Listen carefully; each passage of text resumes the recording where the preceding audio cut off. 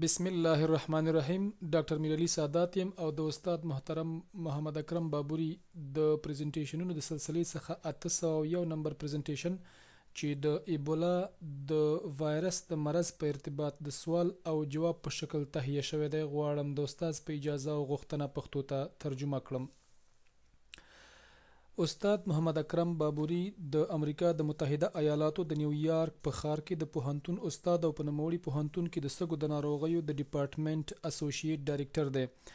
نوموړي د افغانستان د ډاکټرانو د سویې د ارتقا لپاره ډیر خدمتونه او زیار ویستلی او په سلهاو طبي درسونه یې د ډاکټرز فار افغانستان د ویب سایټ، فیسبوک او یوټیوب د لارې خپاره کړي دي.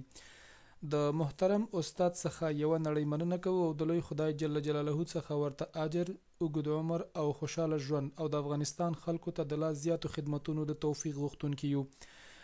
اجازه راکړئ چې د استاد محترم ناصر اوریا چې د ډاکټرز فار افغانستان د ویب سایټ چلونکی او مدیر مسؤل دی او د هغه د کورنۍ څخه یو نړۍ مننه وکړو چې د دومره مصروفیتونو سره یې شپه ورځ د افغانستان د طبي پرسونل د سویې د لوړوالي په خاطر ځانونه خدمت ته چمتو کړي او شپه ورځ د ډاکټرز فار افغانستان د ویب سایټ، فیسبوک او یوټیوب د لارې په زړه پورې مهم طبي، علمي او تدریسي مطالب نشر ته سپاري. د لوی خدای جل جلاله څخه ورته د زیاتو اجرونو، خوشاله ژوند او د لا زیاتو خدمتونو د توفیق غوښتونکي یو. ایبولا د وایرس د مرض د پریزنټیشن محتوا د نړۍ د مهمو طبي منابعو څخه اخیستل شوې ده او د هر هغه چا څخه چې د دغه معلوماتو په تهیه کولو کې کومک کړی یو نړۍ مننه کوو. د ډاکټرز فار افغانستان یا ډاکټران د افغانستان لپاره د اتحادیې یوازینۍ موخه په افغانستان کې د داخلي ډاکټرانو د سویې د لوړولو په خاطر ده. ټول هغه ډاکټر صاحبان چې دغه پریزنټیشنونو څخه استفاده کوي ورڅخه په درناوي هیله کیږي چې د نوموړو موادو په نشر کې زموږ سره کومک وکړي ترڅو په زیاته اندازه ډاکټر صاحبان او طبي پرسونل دغه معلوماتو څخه مستفید شي. مننه. سلاید د پریزنټیشن د 2014 کال د ایبولا اپیډیمیک په کومو هیوادونو کې جریان لري یا په کومو هیوادونو کې اوس روانه ده. د دغه سوال جواب، لومړی جواب صحیح دی. د 2014 کال د ایبولا اپیډیمی په ګینی، لایبیریا او سیرالیون کې په لوړه کچه باندې جریان لري، فلهذا د ای جواب صحیح دی.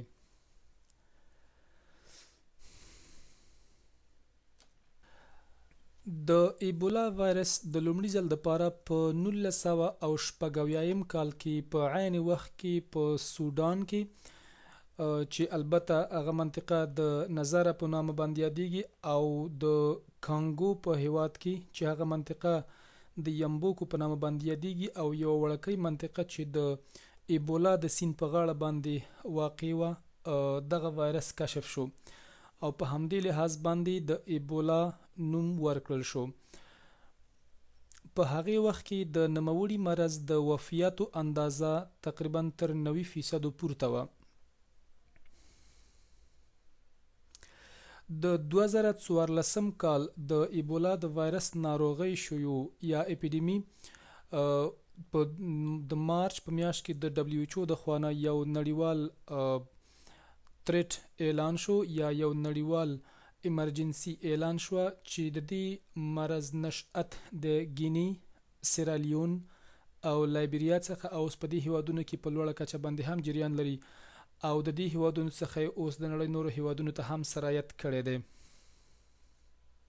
د پریزنټیشن دویم سوال، د ایبولا د ناروغۍ اوسنۍ د وفیاتو کچه څومره ده؟ لکه څنګه چې تاسو پوهیږئ د ایبولا د وایرس د کشف په وخت کې یعنی په 1990 کال کې د دغه مرض د وفیاتو اندازه تر 90% پورته وه او اوس دغه د وفیاتو اندازه د 50 او 80% په منځ کې قرار لري، فلهذا د سی جواب صحیح دی.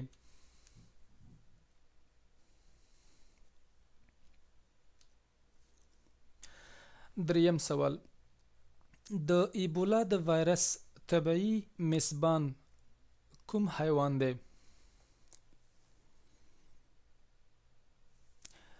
لکه څنګه چې تاسو ته معلومات دی، د ایبولا د وایرس طبیعي میزبان بیټس یا اسمانڅکالی یا شوپرک دی. فلهذا د سی جواب صحیح دی. د دبلیو ایچ او د معلوماتو په اساس باندې د ایبولا وایرس د فیلو وایرس د خاندان پورې ارتباط لري. په دې لحاظ باندې ویل کیږي چې بیټس یا اسمانڅکالی یا شوپرک د نوموړي وایرس د طبیعي میزبان په حیث وظیفه اجرا کوي. دغه وایرس د لومړي ځل لپاره په بیټس یا اسمانڅکالی یا شوپرک کې موجود و چې د هغې د تماس کله چې د هغې تماس د حیواناتو سره لکه د غرڅه یا هوسۍ، شادي او همدارنګه نورو ځنګلي حیواناتو سره په تماس کې راغی، دغه وایرس د حیواناتو ته انتقال وکړ او کله چې انسانانو په افریقا کې دغه حیواناتو د غوښې څخه استفاده کوله، دغه وایرس انسانانو ته انتقال شو. بیا د انسانانو ترمنځ چې کله وایرس د یو انسان څخه بل انسان ته انتقالیږي، هغه د انسانانو د بدن د مایعاتو د تماس له لارې انتقالیږي. یعنی که چیرته د یو انسان خولې، وینه، لاړې، ادرار او یا مواد غایطه د بل انسان سره په تماس کې راشي، دغه وایرس انتقالیږي. د دغه مرض اعراض او علایم، مرض په لومړي مرحله کې د زکام په شکل اعراض او علایم پیدا کوي چې مریضان ته تبه پیدا کیږي او سر درد پیدا کیږي. همدارنګه مریضان د مفاصلو دردونه لري، د عضلاتو دردونه لري، یو عمومي ضعیفي ورته پیدا کیږي او مریضانو ته اسهالات پیدا کیږي، مریضان استفراقات کوي، همدارنګه مریضان اشتها د لاسه ورکوي او بل اخر د مرض په وخیمو حالتونو کې مریضان داخلي خونریزي پیدا کوي.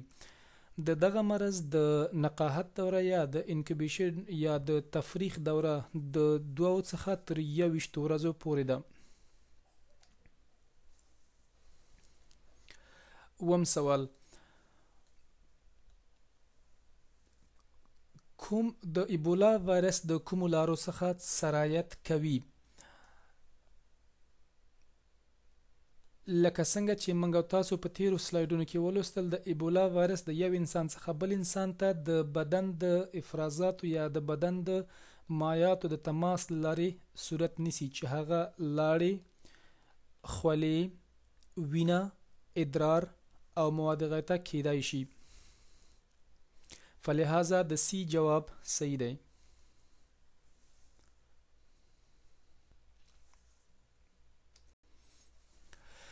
اتم سوال، آیا د ایبولا وایرس کولای شي چې د میاشو د لارې انتقال شي؟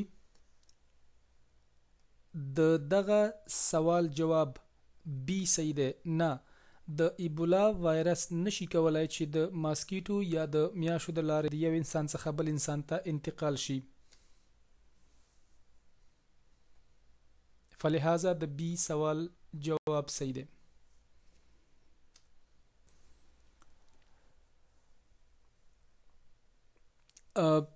نهم سوال، آیا د ایبولا وایرس د هغه اشخاصو څخه چې هغوی د دغه مرض په نتیجه کې فوت شوي یا د منځه تللي نورو انسانانو ته انتقالیدای شي؟ د دغه سوال جواب A یا یس یا هو دی. ټول هغه انسانان چې د ایبولا د ناروغۍ په نتیجه کې د منځه ځي یا مړه کیږي، که چیرته سالم انسانان د هغوی سره په تماس کې راشي یا د هغوی د بدن د افرازاتو او د مایعاتو سره په تماس کې راشي، دغه کولی شي چې روغو انسانانو ته د ایبولا وایرس انتقال کړي. فلهذا د A جواب صحیح دی.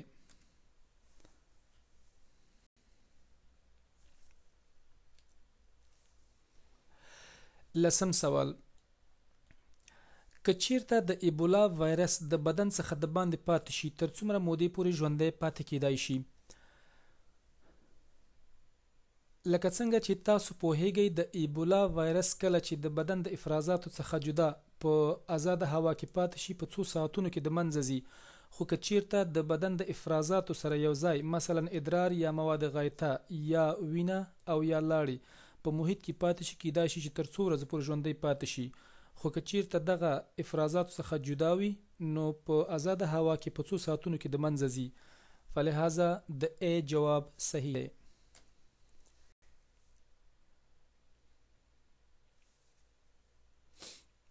ولسم سوال: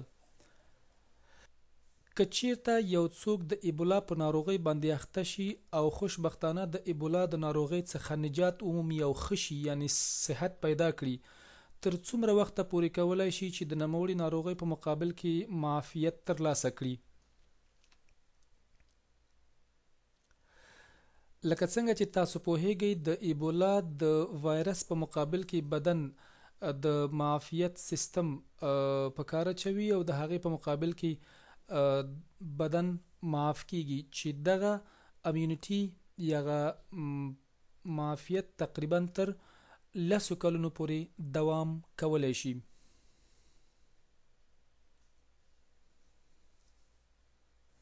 فلهذا د سی جواب صحیح دی.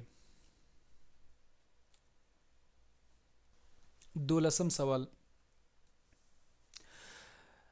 که چیرته یو څوک د ایبولا په ناروغۍ باندې اخته شي او دغه ناروغۍ څخه ښه شي، تر څومره وخته پورې دغه شخص باید د جنسي اړیکو څخه اجتناب وکړي؟ فلهذا تاسو پوهیږئ چې دغه وایرس د انسان په وینه، لاړو، خولو، ادرار، مواد غایطه او سمن کې وجود لري. کله چې انسان د دې مرض څخه ښه شي، تر ډیره وخته پورې دغه وایرس د انسان په وینه او سمن کې پاتې کیدای شي. نو په دې لحاظ موږ پوهیږو چې تقریبا تر 3 میاشتو پورې دغه وایرس په سمن کې پاتې کیږي. نو که چیرته یو انسان د دې مرض څخه ښه شي، دغه انسان باید بیا هم تر 3 میاشتو پورې د جنسي اړیکو څخه اجتناب وکړي، ځکه چې د دې لارې د کولی شي بل چاته دغه وایرس انتقال کړي. په دغه سوال کې په دغه جوابونو کې د سی جواب صحیح دی چې تر 3 میاشتو پورې. خو د WHO اوسنۍ احصایه او معلومات ښیي چې حتی تر 2 میاشتو پورې هم کولی شي یو انسان د خپل ځان څخه دغه وایرس نور انسانانو ته انتقال کړي، خصوصا د جنسي اړیکو د لارې. نو احتیاط ورته پکار دی. په دغه جوابونو کې موږ د سی جواب انتخابو.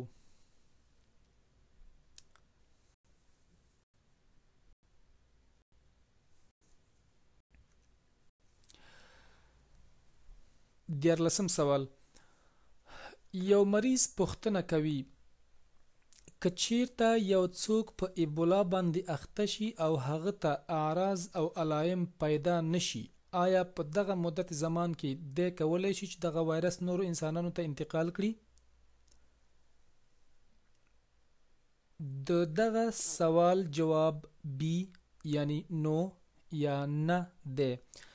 که چیرته یو څوک د ایبولا د وایرس سره مخ شي او تر څو چې اعراض او علایم نوي پیدا کړي، دا نشي کولای چې نورو انسانانو ته دغه وایرس انتقال کړي.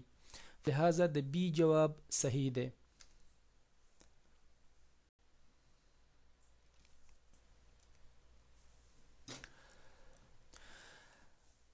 د سی ډي سی د معلوماتو له مخې که چیرته یو څوک د ایبولا د وایرس سره مخامخ شي، د 2 څخه تر 21 ورځو پورې وخت ته ضرورت شته تر څو چې دغه انسان اعراض او علایم تولید کړي. په دغه وخت کې تر څو چې اعراض او علایم نوي تولید شوي، انسان نشي کولای چې بل انسان ته دغه وایرس انتقال کړي. دغه انکیبیشن یا د تفریخ دورې اوسط اندازه د 8 څخه تر 10 ورځو پورې ده، خو اعظمي اندازه د 2 څخه تر 21 ورځو پورې هم کیدای شي. د ایبولا د ناروغۍ لومړني اعراض تبه ده چې د 101.5 فارنهایت پورې د حرارت درجه لوړیدای شي، همدارنګه دغه مریضانو ته نور اعراض او علائم هم پیدا کیږي چې عبارت له سردردۍ، د عضلاتو درد، استفراقات، اسهالات، د ګیډې درد او همدارنګه د بدن د مختلفو قسمتونو څخه خونریزي دي.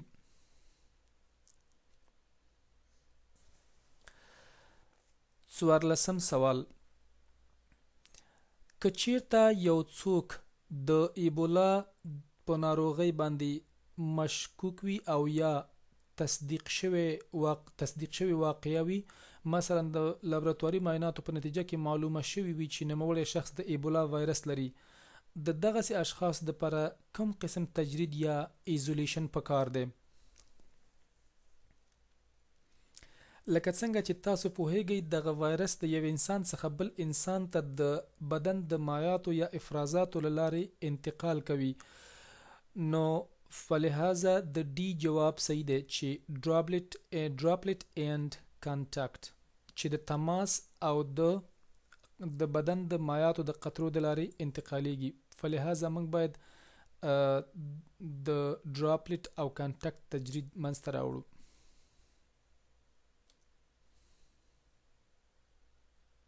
فلهذا د ډي جواب صحیح دی.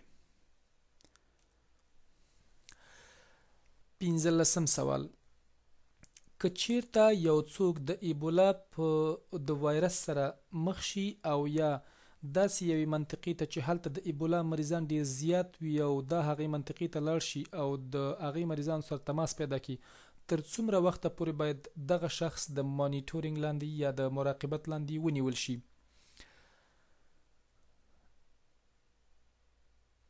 دغه شخص باید د 3 هفتو دپاره د مراقبت لاندې ونیول شي او هر ورځ د دغه شخص د حرارت درجه 2 ځله معاینه شي. فلهذا د ډي جواب صحیح دی.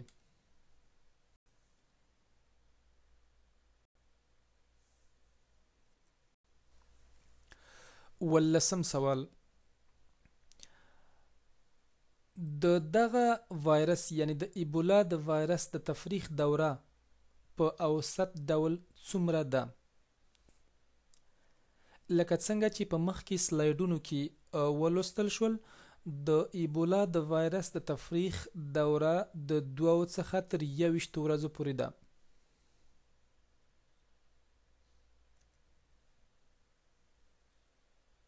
فلهذا د بی جواب صحیح دی.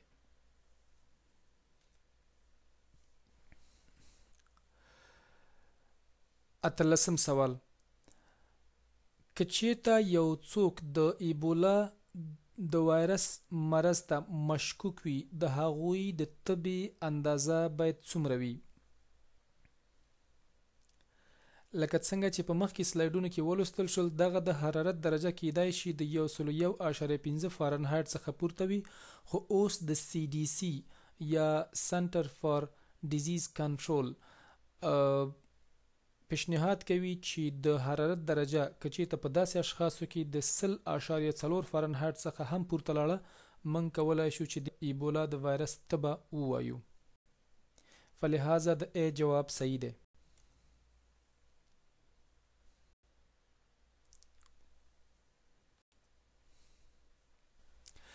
19 سوال: سره د دې چې د ایبولا د وایرس ناروغۍ په حالت کې تبه پیدا کیږي، نور کوم اعراض دي چې په دې وخت کې پیدا کیدای شي؟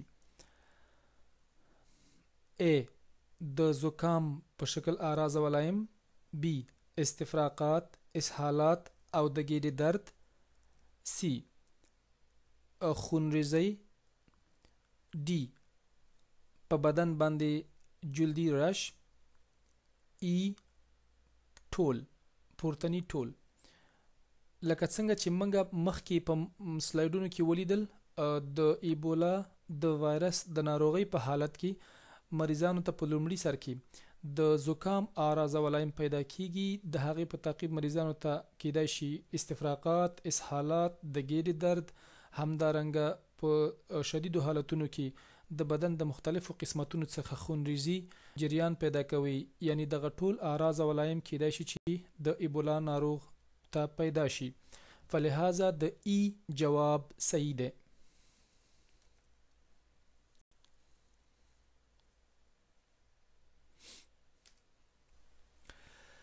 د ایبولا د مرض د اعراضو علایمو په ارتباط یو اضافي سلاید لکه څنګه چې په نورو سلایډونو کې موږ هم ولیدل. په لومړي قدم کې مریضانو ته د زکام اعراض او علایم پیدا کیږي، لکه مریضانو ته تبه پیدا کیږي. دغه تبه معمولا د 38.8 درجه د سانتیګراډ او یا د 101.5 درجه د فارنهایت په اندازه باندې پورته کیدای شي.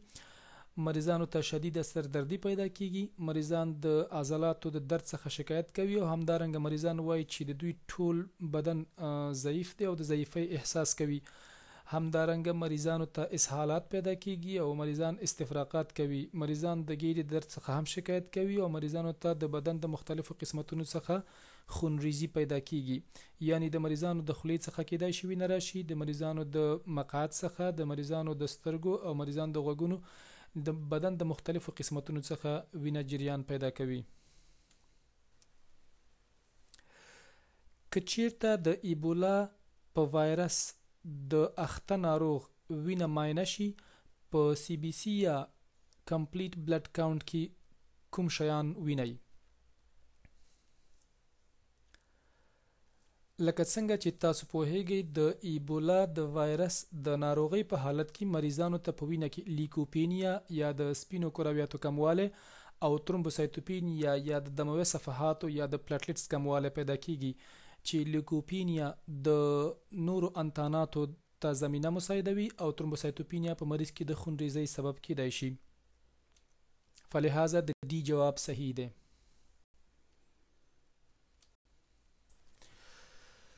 د لابراتواري معایناتو له نظره که چیرته د ایبولا د وایرس ناروغ ته وینه معاینه شي، تاسو ګورئ چې په وینه کې لیکوپینیا یا د سپینو کرویاتو کمواله، ترومبوسایتوپینیا یا د پلیټلیټس یا د دموي صفحاتو کمواله، ترانسامینیز الیویشن یعنی د ځیګر د انزایمونو زیاتواله چې معمولا د ALT او AST څخه عبارت دي، او همدارنګه د پښتورګي د معایناتو لوړواله، مثلا کریاتینین او بیوین په دوی کې کیدای شي لوړ وي، او همدارنګه په دوی کې د کواګولیشن پروفایل غیر نورمال وي. همدارنګه د دوی په معایناتو کې معلومیږي چې د بدن د پلازما پروتین کم شوی دی او دا د کپیلری لیک سندروم سبب کیږي. همدارنګه که چیرته وګورو په دغه مریضانو کې د امایلیز لیول یا سویا زیاتیږي. د ایبولا په وایرس د اخته ناروغانو په وینه کې د کواګولیشن ابنارمالیټیز موجود وي چې په نتیجه کې پی ټی یعنی پروترومبین ټایم او اکټیویټډ پارشل ترومبوپلاسټین ټایم یا پی ټی ټی پورته تللی وي. همدارنګه د دغه ناروغانو په وینه کې د فیبرین ډیګریډیشن پروډکټس یا اف ډی پی هم لوړ وي، چې د دغه شواهدو موجودیت د ډي آی سی په معنا باندې هم کیدای شي. دغه حالتونه د مرض په وخیم حالت کې منځته راځي. د ایبولا په وایرس د اخته ناروغانو په لابراتواري معایناتو کې د پښتورګو معاینات هم غیر نورمال وي، چې مریضانو ته پروتینیوریا پیدا کیږي او دا پکې یو معمول علامه ده. همدارنګه مریضان د پښتورګي وظیفه د لاس ورکوي، یعنی په رینل انسفیشنسي باندې هم اخته کیدای شي. سی بی سی د ایبولا د وایرس مربوط اشخاص په دریو کټګوریو باندې تقسیم کړي دي. اول هغه درجه اشخاص چې هغوی باید د انویسټیګیشن لاندې ونیول شي او هغوی ته پرسن انډر انویسټیګیشن وایي. دویم هغه کټګوري اشخاص چې په هغوی کې مرض مشکوک وي یا پروبیبل کیس وي، او دریم هغه کټګوري اشخاص چې په هغوی کې مرض کانفرم یا متيقن او یا تثبیت شوی وي. هغه ګروپ اشخاص چې هغوی باید د تحقیق لاندې ونیول شي د لاندې اشخاصو څخه عبارت دي. اول که چیرته په یو چا کې د ایبولا د ناروغۍ کرایټریا موجوده وي، مثلا دوی ته تبه پیدا شوی وي چې د 38.8 سانتیګراډ او یا د 101.5 فارنهایت څخه پورته وي، مریضانو ته شدید سردردی پیدا شوی او مریضان د عضلاتو د درد څخه شکایت وکړي، او همدارنګه مریضان ته استفراغات، اسهالات، بطنی دردونه یا د ګیډې دردونه او مریضانو ته نامعلومه خونریزي پیدا شوي وي او همدارنګه هغه اشخاص چې هغوی په تیرو 21 ورځو کې هغه منطقو ته سفر کړی وي چې په هغه کې د ایبولا اپیډیمي موجوده وي او په هغه منطقو کې د هغه اشخاصو سره چې هغوی په ایبولا باندې اخته دي د هغوی د بدن د افرازات سره په تماس کې راغلي وي او یا دوی هغه حیوانات چې هغوی د ایبولا ریزروایر دي مثلا بټس او یا نور حیوانات مثلا موږک او یا شادي یا اوسی غرڅه د دوی سره په تماس کې راغلي وي د هغه اشخاص دي چې دوی باید د انویسټیګیشن لاندې ونیول شي. دویم هغه کټګوري اشخاص چې په هغوی کې مرض مشکوک وي دوی هماغه پرسن انډر انویسټیګیشن کټګوري ده خو دوی هغه اشخاص دي چې دوی په ایبولا وایرس اخته ناروغانو سره مستقیم تماس درلوده البته هغه اشخاص چې په ایبولا وایرس باندې اخته و هغوی کې مرض یا زیات وخامت کړي او یا کم. دریم کټګوري اشخاص هغه دي چې په هغوی کې د ایبولا واقعیت تثبیت شوي وي دغه واقعیت د لابراتواري معایناتو په اساس باندې تثبیت شوي دي چې دیتا کانفرم کیس وایي فلهذا CDC دغه اشخاص په دریو کټګوریو تقسیم کړي دي person under investigation probable case او confirmed case.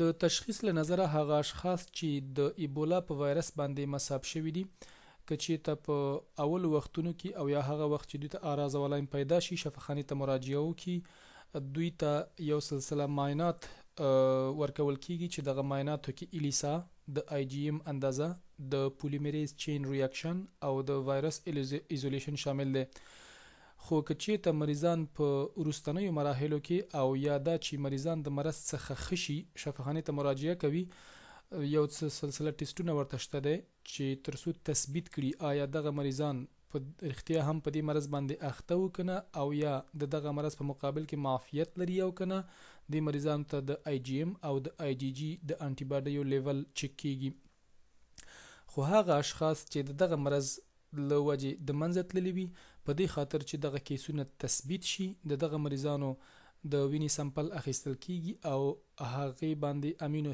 هیستوکیمستري ټیسټینګ اجرا کیږي همدارنګه د هغوی د وینې په سمپل باندې PCR اجرا کیږي او د کیدای شي چې د وایرس ایزولیشن ټیسټینګ لپاره ولیږل شي ترڅو دغه واقعیت تثبیت شي چې رښتیا هم دغه شخص دغه مرض یا د ایبولا د مرض په نتیجه کې د منځه تللی دی.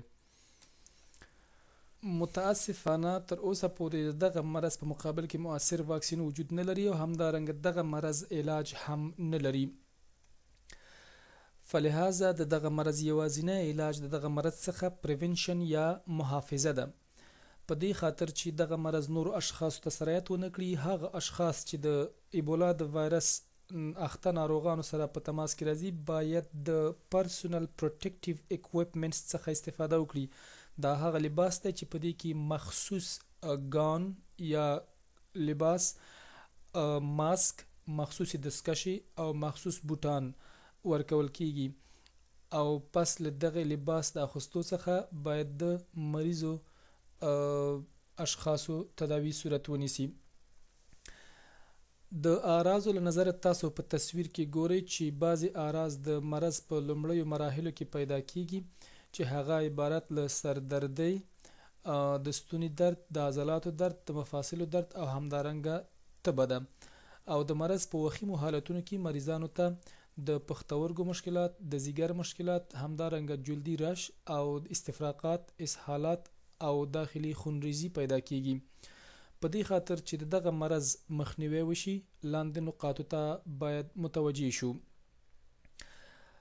د هغه حیواناتو چې هغوی مشکوک دي د هغه حیواناتو د غوښو څخه باید استفاده ونشي ټول هغه اشخاص چې په دغه مرض باندې مصاب دي هغوی باید تجرید شي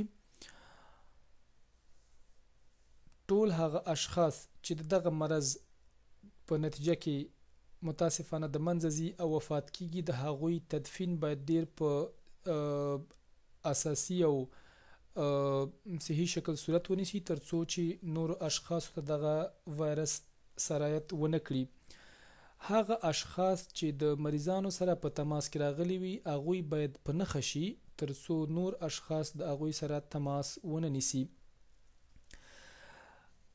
هغه کورونه او هغه ځایونه چې په هغوی کې په ایبولا وایرس اخته ناروغان اوسېدلي وي هغوی باید تعقیم شي یا هغه وسایل باید یا وسوځول شي او یا تعقیم شي.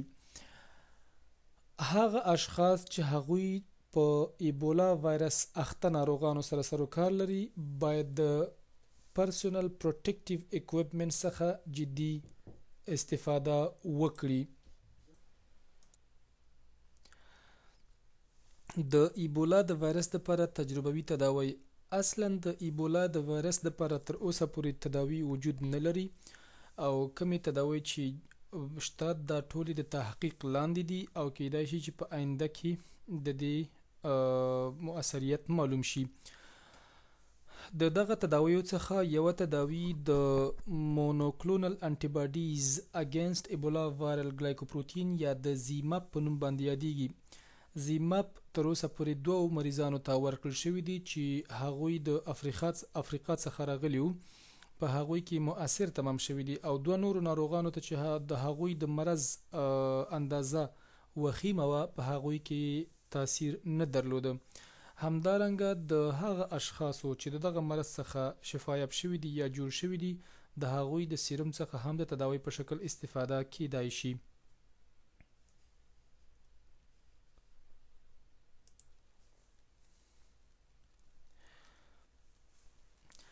لکه څنګه چې مخکې مونږ وویل د ایبولا د وایرس لپاره تر اوسه پورې مؤثره تداوی نشته دی خو بیا هم د برینسیډوفوویر څخه چې د سایتومیګالا وایرس د تداوی لپاره استفاده کیږي په تحقیق کې استفاده شوې ده. داسې ویل کیږي چې په ان ویټرو کې دغه تداوی چې د برینسیډوفوویر په نام باندې یادېږي یو څه مؤثریت پر ایبولا باندې هم لري خو تر اوسه پورې دغه دواګانې د تحقیق لاندې دي.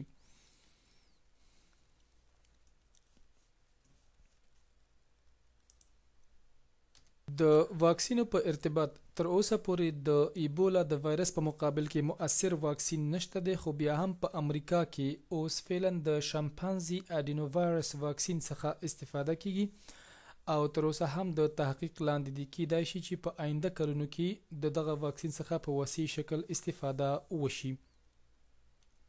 البته در ختم از این کیس کوتاه و دلچسب از تمام مسلکان در داخل افغانستان که این کیسا را امرای ما تعقیب میکنن اظهار امتنان و تشکر میکنیم.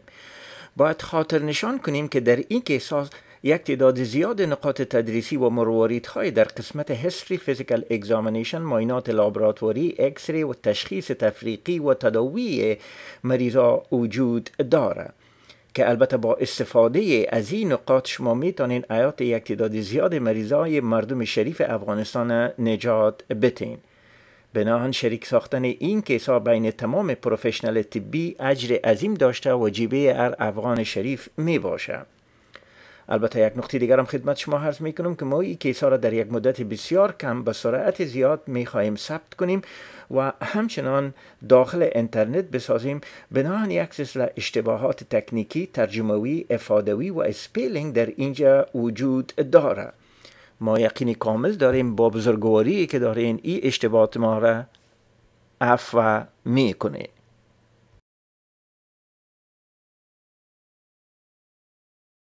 همچنان باید خدمت شما عرض کنم برای بهبود این پروگرام تعلیمی و عامل منفعه ما به نظریات، همکاری، پیشنهادات شما ضرورت داریم.